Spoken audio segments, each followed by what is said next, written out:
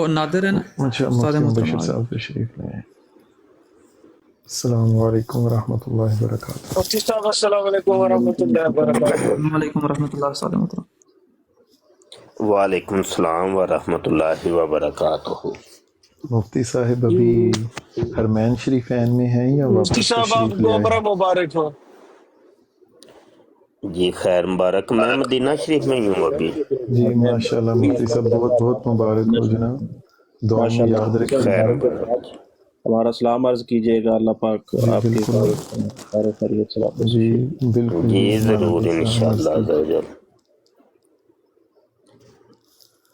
اصل میں نا وہ دیکھ رہا تھا کہ کوئی قادیانی آئے تو چلو پھر بندہ انٹری مارتا ہے اور کوئی گفتگو کر لیتا ہے۔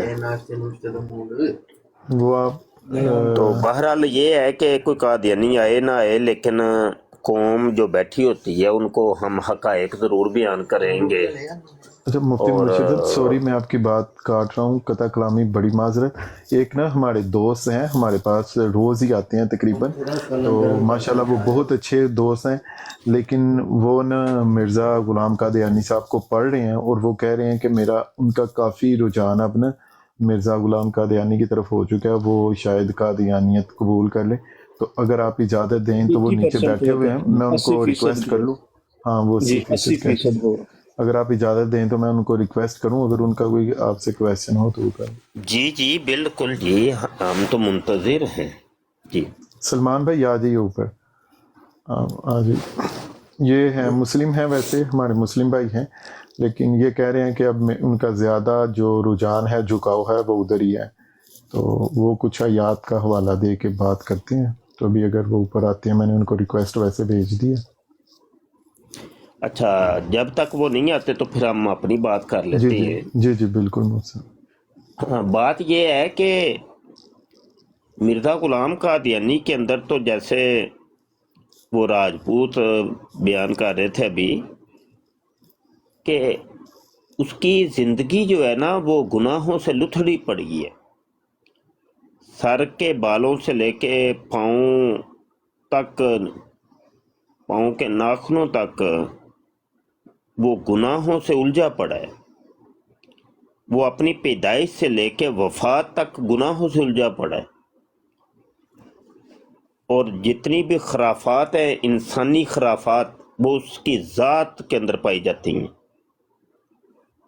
میں کہتا ہوں وہ وقت کا وہ پارسا اور تقوی اور پرہیزگاری کا پیکر ہی کیوں نہ ہوتا،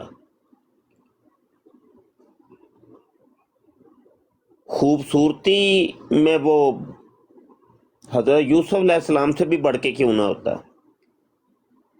تقوی اور پرہیزگاری میں وہ حضرت ابوبکر صدیق رضی اللہ عنہ سے بھی بڑھ کے کیوں نہ ہوتا، شرم و حیا کا پیکر ہی کیوں نہ ہوتا۔ کوئی ایک گناہ اس کے قریب بھی نہ آیا ہوتا تو پھر بھی یہ جناب نبی نہیں ہو سکتا، کیونکہ نبوت کا دروازہ بند ہو چکا ہے۔ مرزا غلام قادیانی نے جو معیار بنایا ہے کہ جناب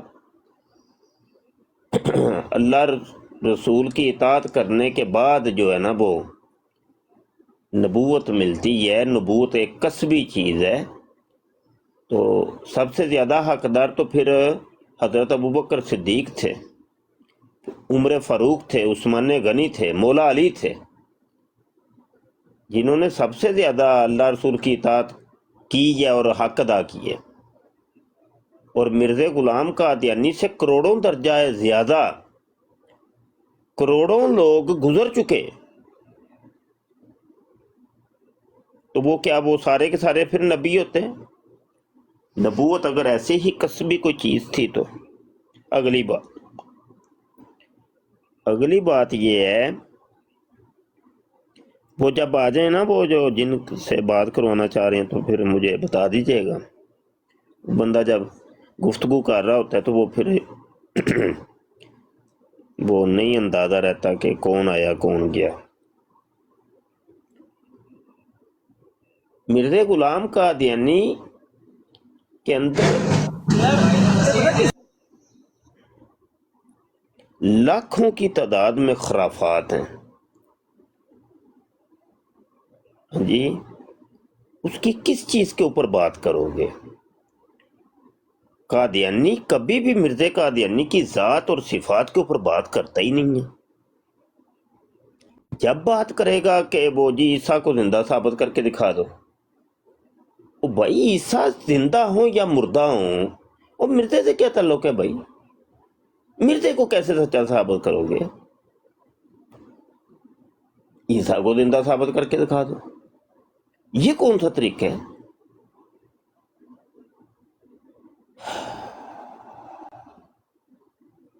تو یہ جو آپ کہہ رہے تھے وہ بھائی ڈسٹرب ہو رہے ہیں، وہ کیسے ڈسٹرب ہو رہے ہیں جی؟ کون سی ایسی چیز دیکھی ہے انہوں نے، کون سی ایسی سچائی دیکھی ہے مرزا قادیانی کی؟ بتائیں، بات کریں، کون سی تحقیق کی، ریسرچ کی؟ آج تک ہم نے تو نہیں کوئی دیکھا کہ جس نے ریسرچ اور تحقیق کر کے قادیانیت کو قبول کیا ہو، آج تک ہمیں نہیں کوئی ملا۔ ہم تو اس ایسے بندے کی تلاش کے اندر ہیں، کوئی آئے ہمیں بھی بتائے، سوائے گند کے، غلاظت کے، گستاخی اور توہین کے ان قادیانی کتب کے اندر اور کے علاوہ کچھ ملتا ہی نہیں ہے۔ کہتا ہے میں نے اسلام کی حمایت کے اندر اور نصرت کے اندر 50 جلدوں کے اوپر محیط ایک ایسی ضخیم کتاب لکھوں گا کہ روئے زمین میں ایسی کتاب کوئی نہیں لکھی گئی ہوگی۔ تو ایڈوانس ہی وہ کہتا ہے میں غریب آدمی ہوں، پیسہ جمع کرا دو۔ تو لوگوں نے موجودہ دور کا کروڑوں روپیہ جمع کروا دیا ایڈوانس ہی، 50 جلدوں کے پیسے۔ 25 سالوں کے اندر چھوٹے چھوٹے 5 رسالے لکھ کے کہنے لگا کہ دیکھو جی 5 اور 50 میں چونکہ صفر کا فرق ہوتا ہے، تو وہ جو وعدہ کیا تھا میں نے اور پیسے لیے تھے تم لوگوں سے بٹورے تھے، وہ پورے ہو گئے، وہ وعدہ پورا ہو گیا۔ اور ان کتابوں کو اٹھا کے دیکھ لیں، براہین احمدیہ کے 5 حصے جو ہیں، سوائے میں کے علاوہ کچھ مل گیا تو مجھے بتائیے گا۔ یعنی اپنی ذات کا تحفظ کرتا ہے وہ، میں یہ ہوں، میں یہ ہوں، میں یہ ہوں، اور اپنی ذات کا بھی اس سے تحفظ ہو نہیں پایا۔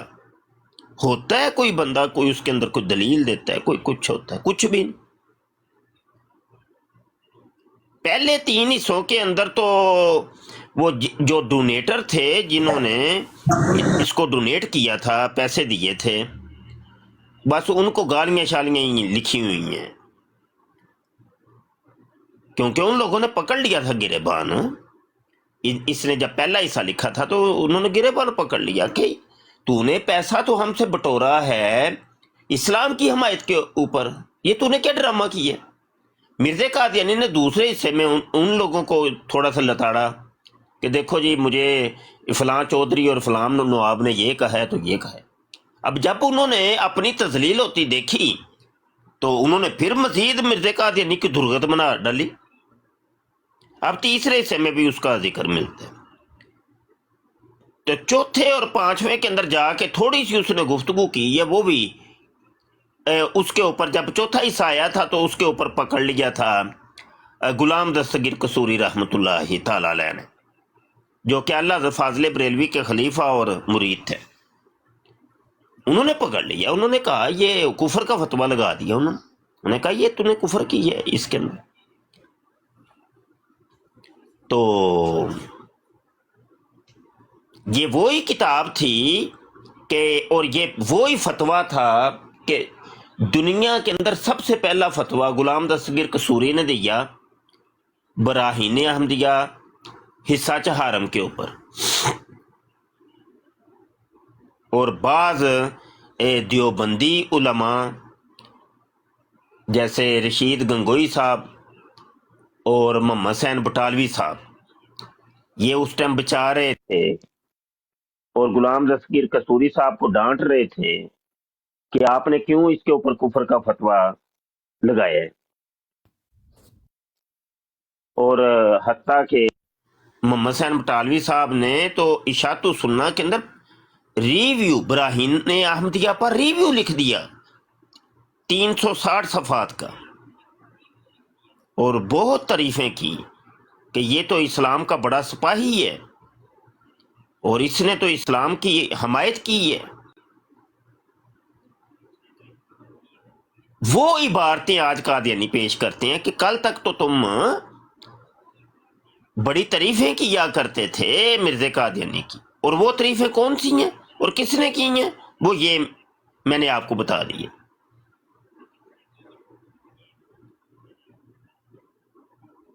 تو وہ تو پھر بعد میں تھوڑے سے معاملات ہوئے تھے تو ان لوگوں کو بھی پھر اختلاف کرنا پڑا مرزا قادیانی سے، لیکن وہ کچھ اور نوعیت کے اختلاف تھے۔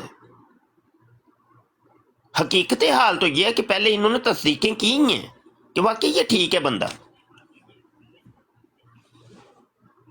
جو ہمارے لیے آج وہ سمجھ لیں کہ گلے کی ہڈی بنا ہوا ہے۔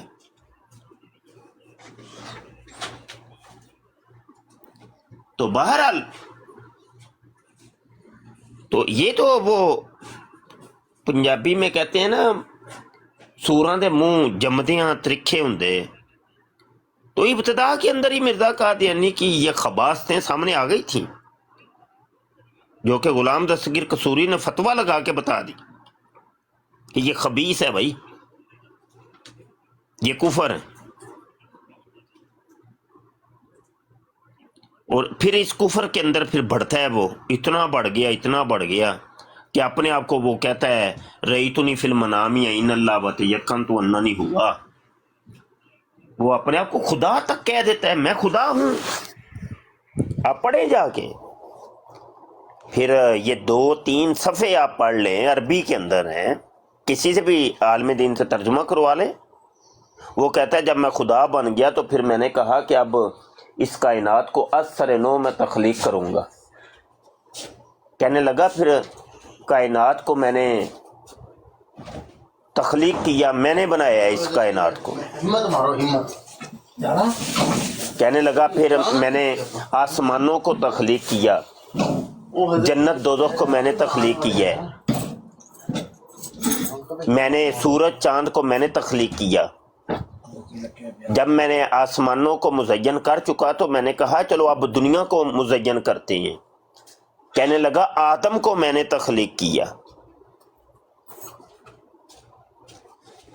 پڑھیں جا کے آپ کو پتا چل، وہ یار وہ کسی چیز کو چھوڑتے ہی نہیں۔ خالق بھی وہ بن بیٹھا، مخلوقات کی طرف جب وہ آتا ہے تو جمیع مخلوقات وہ بن جاتا ہے۔ وہ کہتا ہے کل کائنات ہوں ہی میں، اصل میں آدم بھی میں، عیسیٰ موسیٰ بھی میں، محمد بھی میں۔ وہ ہندوؤں کے دیوتاؤں کی طرف بڑھتا ہے تو وہ بھی کہتا ہے زرتشت بھی میں ہی ہوں، وہ رام بدھا بھی میں ہی ہوں، وہ کرشنا بھی میں ہی ہوں، کنیا بھی میں ہی ہوں، رودر گوپال بھی میں ہی ہوں۔ وہ بتائیے یہ کیا مخلوق تھی؟ وہ اپنے آپ کو کہتا ہے خانہ کعبہ بھی میں ہی ہوں، حجر اسود بھی میں ہی ہوں، عرش بھی میں ہی ہوں، کرسی بھی میں ہی ہوں، لوح بھی میں ہی ہوں، قلم بھی میں ہی ہوں۔ بتائیے یہ کیا تھی؟ یہ مرزا قادیانی کی شخصیت کیا تھی؟ کیا تھا یہ؟ جب وہ تفاخر کے اوپر آتا ہے تو وہ خدا بن بیٹھے، جب وہ عاجزی اور انکساری کے اوپر آئے تو وہ انسان کی جائے نفرت تک بن جائے۔ گرم خاکی ہوں میرے پیارے نا آدم زاد ہوں بشر کی جائے نفرت اور انسانوں کی یار۔ وہ بتائیے ایسے شخص کو کیا کہو گے میاں؟ وہ مینٹلی طور پہ ایک بچہ کمزور ہے، تم نے اس کو وہ اٹھ کے وہ نبی رسول بنا دیا۔ یار اس کا علاج کرو، بر وقت اس کا علاج کرواتے تو وہ ٹھیک ہو جاتا۔ تم نے اس پاگل انسان کو، ایک مریض انسان کو تم نے پکڑ کے کیا سے کیا بنا ڈالا۔ وہ پیش گوئیاں کرنے کے اوپر آتا ہے تو ہزاروں پیش گوئیاں ٹھوک دیتا ہے اور سچی ان میں سے ایک بھی نہیں ہوتی. تو یار کوئی ایک تو سچی ہوتی.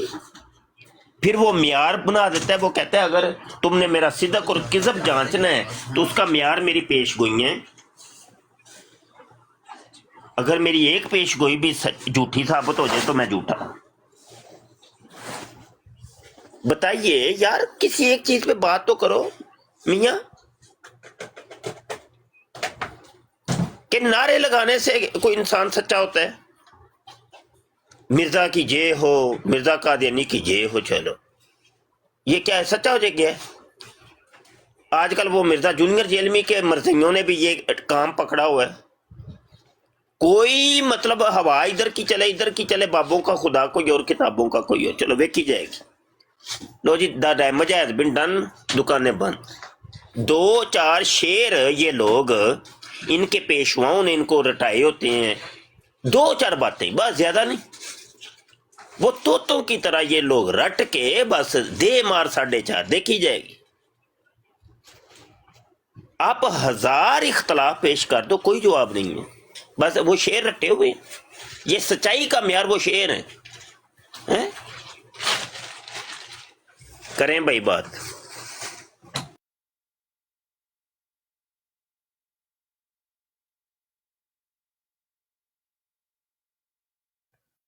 جی ماشاءاللہ, بہت شکریہ مفتی صاحب. قاری افضل رضا اطاری صاحب, السلام علیکم ورحمۃ اللہ وبرکاتہ.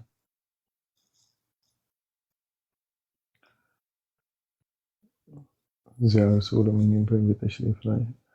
لکی بھائی آپ کوئی کویسچن پوچھنا چاہ رہے تھے؟ جی میرا ایک سوال ہے کہ میں نا الحمدللہ حنفی سنی بریلوی ہوں, اور میرا نا ایک دوست تھا دیوبندی. ایک دفعہ وہ میرے ساتھ گیا دعوت اسلامی میں, بیان سننے کے لیے ہم گئے تھے جمعرات کے دن. تو وہاں پر جب وہ نماز پڑھانے لگے تو جو تقریر ہے نا, یار آپ کے پاس بہت شور ہے. لوگوں نے سلاد پڑھا تو وہ سب سے مجھ سے بحث کر رہا ہے کہ یار یہ سلاد یہاں پر, چلو اذان سے پہلے جو سلاد ہے وہ تو ہم مانتے ہیں, ٹھیک ہے چلو. وہ صلاح الدین ایوبی کے دور میں صحابہ کرام کو بلا بلا کہتے تھے لوگ, تو وہ سلاد پڑھ لیتے ہیں. لیکن جو تکبیر کے ساتھ سلاد جو پڑھتے ہیں اس کی مجھے دلیل دے قرآن و حدیث سے. تو میں نے کہا میں کسی سے پوچھ کے آپ کو بتاؤں گا, تو اس میں رہنمائی فرما دیں آپ. بات یہ ہے میرے بھائی کہ درود و سلام پڑھنے کے بارے میں اللہ پاک ارشاد فرماتا ہے, ان اللہ و ملائکتہ یصلون علی النبی یا ایھا الذین آمنوا صلوا علیہ وسلموا تسلیما. کہ بے شک اللہ اور اس کے مقرب فرشتے نبی عالم صلی اللہ علیہ وسلم کے اوپر درود و سلام بھیجتے ہیں. اے ایمان والو تم بھی میرے محبوب کے اوپر زیادہ سے زیادہ درود اور سلام بھیجو. تو یہاں پر اس آیت کے اندر کوئی اللہ پاک نے وقت نہیں بتایا کہ اذان سے پہلے پڑھو, اذان کے بعد نہ پڑھو, مردے کو دفنانے سے پہلے پڑھو تو مردے کو دفنانے کے بعد نہ پڑھو, سونے سے پہلے پڑھو تو جاگنے کے بعد نہ پڑھو. تو ایسا کوئی وقت متعین اللہ نے قرآن کے اندر نہیں کیا, اور نہ ہی نبی عالم صلی اللہ علیہ وسلم نے اپنی احادیث کے اندر کوئی وقت متعین کیا ہے کہ فلاں جگہ پڑھنا ہے فلاں جگہ پہ نہیں پڑھنا. تو قاعدہ کلیہ ہے کہ سنیں ذرا, پہلے سن تو لینا مکمل بات, بیچ میں نہیں ٹوکتے. یہ کوئی طریقہ تو نہیں ہے. اگر سوال کر دیے نا آپ نے تو آپ سنیں بھی تو صحیح نا کم از کم. یہ سلیقہ نہیں ہے, یہ طریقہ نہیں ہے بھائی. اچھا تو بات یہ ہے کہ المطلق یجری علی اطلاق, یہ قاعدہ کلیہ مسلمان قاعدہ کلیہ ہے, اور یہ ہر جگہ اپلائی ہوتا ہے, قرآن کے اوپر بھی حدیث کے اوپر بھی اور دیگر ہمارے امور کے اندر بھی, کہ مطلق اپنے اطلاق کے اوپر جاری ہوا کرتا ہے. جب مطلق چیز ذکر ہوتی ہے نا اس کو مقید قائل خود کرے گا, کسی اور کی کوئی ضرورت نہیں ہے کہ قائل کے قول کو مقید کرے. جیسے میں کہتا ہوں کہ پانی لے کے آؤ, میں اپنے شاگرد کو کہتا ہوں. اب وہ میرا شاگرد وہ پانی جگ کے اندر لے کے آتا ہے تو میں اس کو ڈانٹنے کا اہل نہیں ہوں کہ تو جگ کے تو میں پانی کیوں لے کے آیا ہے. وجہ اس کی یہ ہے کہ اس نے میرے حکم کی تعمیل کی ہے. میں نے کوئی مقید تو نہیں کیا تھا کہ گلاس میں لے کے آنا جگ میں نہ لے کے آنا. اور اگر میں اس کو ڈانٹتا ہوں کہ تو یہ کیا کام کیا تو نے، تو میرے بھائی وہ مجھے آگے اعتراض کرے گا، استاد جی آپ نے کون تھا مجھے کہا تھا کہ جگ میں نہ لانا اور گلاس میں لے کے آنا. آپ نے تو اپنے مطلق ایک حکم فرمایا تھا کہ پانی لے کے آؤ، تو اس کی میں نے عمل کر دیا حکم کے اوپر. ہاں میں اپنے قول کو خود مقید کر دوں کہ گلاس میں پانی لے کے آؤ، تو اب وہ جگ میں لائے گا نا، تو اب اس نے میری حکم عدولی کی ہے. اب میں نے اپنے قول کو خود مقید کر رہی ہے. تو یہ ہے قاعدہ کلیہ، قائل ہی کو اختیار ہے کہ وہ اپنے قول کو مقید کرے یا اس کو آزاد چھوڑ دے. تو اللہ پاک قائل ہے، اللہ نے درود پڑھنے کا حکم دیا ہے، اس نے کوئی مقید نہیں کیا، اور آپ اور میں اس کو مقید نہیں کر سکتے. کوئی بھی دنیا کا فلاسفر اٹھ کے اس کو مقید نہیں کر سکتا. کسی مائی کے لال میں جرأت نہیں ہے کہ مقید کرے. تو یہ بات ہے، درود پڑھیں جب جی چاہے پڑھیں، کوئی آپ کو روک ٹوک نہیں ہے. واللہ عالم و رسولہ. جی کریں بات. جی بہت شکریہ بھائی، میں نے اس کو دلیل سنا دی ہے یہ، تو اس کو پتہ چل گیا ہے. بہت بہت شکریہ قاری صاحب آپ کا. بس یہی مسئلہ تھا، کیونکہ میں تو حنفی سنی بریلوی اور میرا نام اعلیٰ حضرت کے نام پہ رکھا گیا ہے. تو وہ بھائی مجھ سے بس یہی سوال کرتا تھا کہ یار آپ نا مجھے دلیل دے اس چیز کی کہ صلاۃ و سلام آپ کیوں پڑھتے ہیں. تو میں نے اس کو سنائی ہے یہ آپ کی گفتگو، وہ اس کو دلیل مل چکی ہے. شکریہ جناب.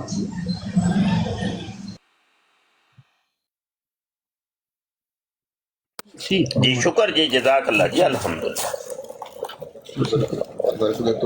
وہ ساحل بھائی، وہ جس بندے کو انوائٹ کیا تھا آپ نے، وہ آیا کہ نہیں؟ وہ مفتی صاحب آپ کو ویسے وہ اوپر بیٹھا ہوا تھا تو آپ کو دیکھ کے وہ نیچے چلا گیا تھا، تو جب اس کو اوپر بلایا تو وہ نیچے سے بھی چلا گیا تھا. ویسے وہ ہمارے پاس ریگولر آتا میں ہے. کھانا کھا رہا ہوں، آپ حضرات بات کیجئے. جی جی بات یہ ہے ساحل میاں کہ ایک بندہ سننا ہی نہیں چاہتا، اس نے اپنی تربیت، تعلیم اور تربیت کا دروازہ ہی لاک کر دیا ہے، بند کر دیا. جہاں سے تعلیم ہونی تھی اس کو سدھرنا تھا، اس نے اس دروازے کو بند کر دیا، مکفل کر دیا، اس مدرسے کو توڑ دیا. تو بتائیے پھر اس کے علاوہ کوئی حل نہیں ہے. ہم ان کو سمجھانا چاہ رہے تھے نا، ان کا ایمان بچانے چاہ رہے تھے نا. تو وہ بندہ نہیں، جب اپنا ایمان خود نہیں بچانا چاہ رہا، ٹھیک ہے مرضی ہے. جی وہ مفتی صاحب آپ ان باتوں کو ہم سے زیادہ جانتے ہیں. ویسے وہ بندہ روز آتا ہے یہ تقریباً، تو آ کے وہ ہمارے ساتھ ڈسکس کرتا ہے. تو آج وہ جب ظاہر ہے آپ کو دیکھیں گے تو کوئی پھر آپ کو پتہ ہی ہے، ان کو پتہ ہے کہ مفتی صاحب کے سامنے تو پھر کویسچنز اس طرح نہیں کیے جا سکتے جو وہ ہمارے سامنے کر لیتے ہیں روز.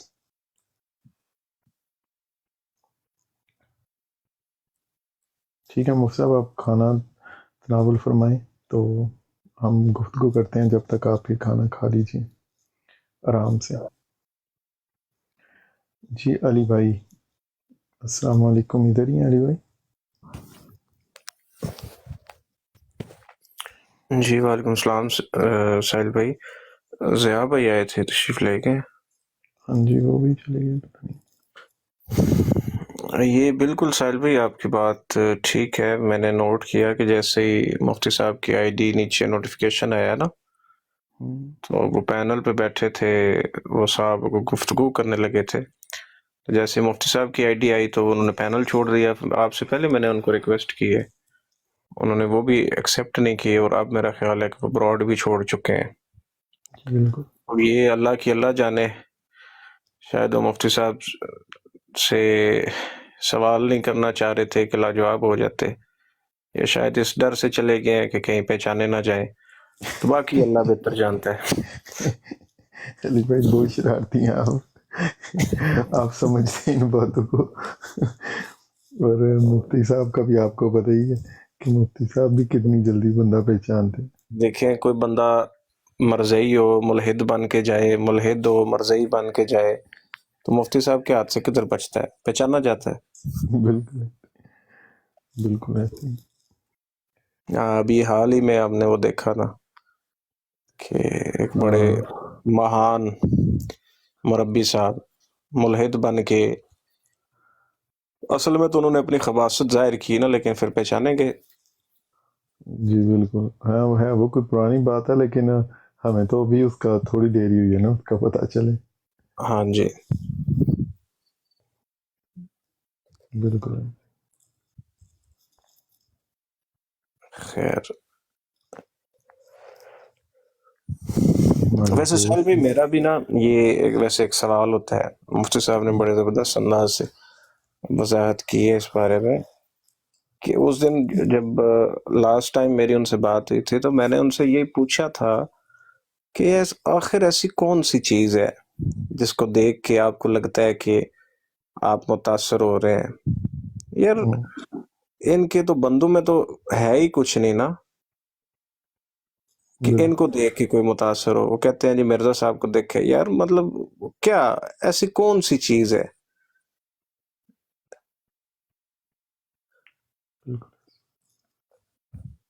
اور بالکل ایسا کچھ بھی نہیں ہے، کوئی ایک چیز بھی نہیں ہے، کوئی ایک کہتے ہیں نا کہ رتی برابر کوئی ایسی کوئی اٹریکٹیو چیز کچھ بھی نہیں ہے۔ اس کے باوجود جی جی یہ تھوڑا نا ایشو آ رہا ہے مجھے اس میں، سکرین بڑی چھوٹی کرنے میں، ابھی میری ہوگی سکرین بڑی جی جی ٹھیک ہے، اب بہتر ہو گئی ہے۔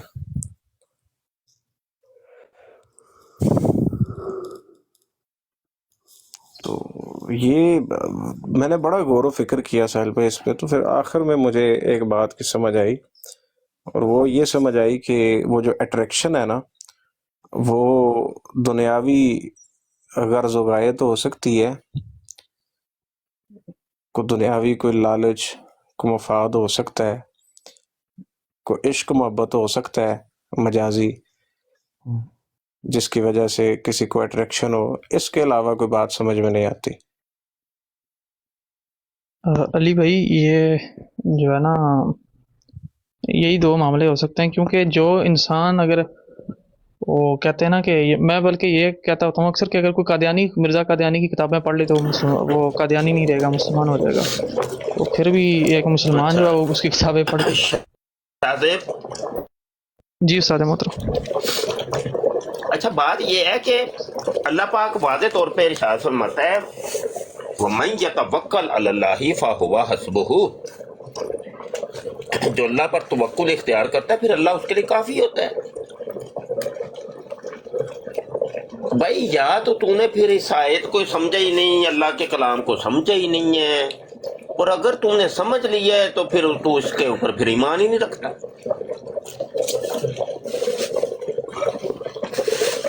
یہ جو آپ کہہ رہے ہیں نا، یہ پیسے کے لیے، دولت کے لیے، ٹکٹ کے لیے یہ لوگ کرتے ہیں، مطلب یہ کہ اس بولے والے انسان کا اللہ کے اوپر کوئی توکل نہیں ہے۔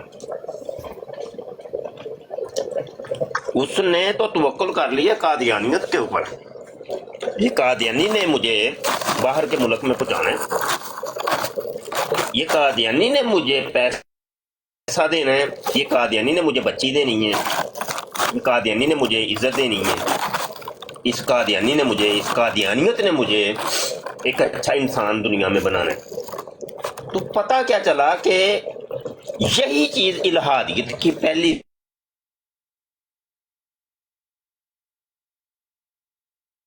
خدا کی ذات اور صفات کا انکار کرنے کے بعد وہ قادیانیت میں داخل ہوتا ہے۔ ہاں تو قادیانیت تو ابتدائی الہادیت ہے۔ جی کریں بات۔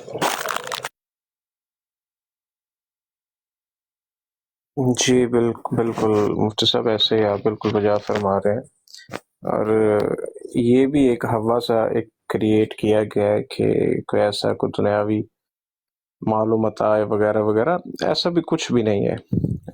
وہ کہتے ہیں نا کہ نہ خدا ہی ملا، نہ وصال صنم، نہ ادھر کے رہے نہ ادھر کے. ایمان بھی ان کے ہاتھ سے جاتا رہتا ہے، اور یہ جان بوجھ کے دلالت و گمراہی خریدتے ہیں، اور پھر اس کے بعد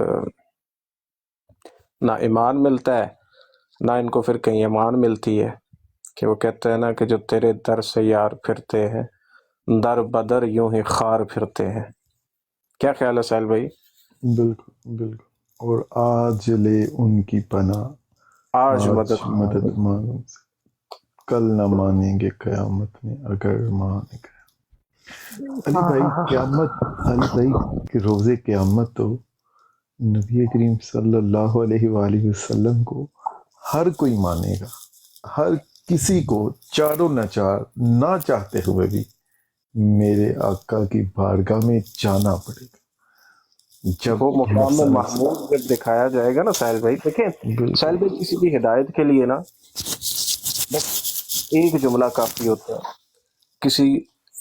کسی کے دل میں اگر کوئی رتی برابر بھی نا ہدایت کی تڑپ ہو نا، تو میں کہتا ہوں کہ اس کے لیے یہ کافی ہے کہ دیکھ لو رسول اللہ صلی اللہ تعالیٰ علیہ وآلہ بارک وسلم، آپ شافع معاشر ہیں.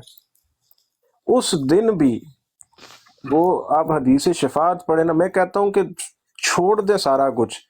یہ جو قادیانی ہے، یہ ایک دفعہ نا وہ حدیث شفاعت پڑھ لیں.